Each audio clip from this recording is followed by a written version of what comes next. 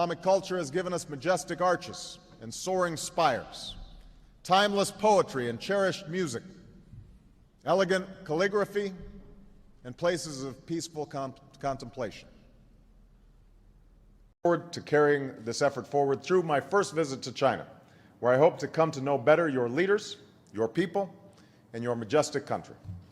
Together, Islamic culture has given us majestic arches and soaring spires, timeless poetry and cherished music, elegant calligraphy, and places of peaceful contemplation.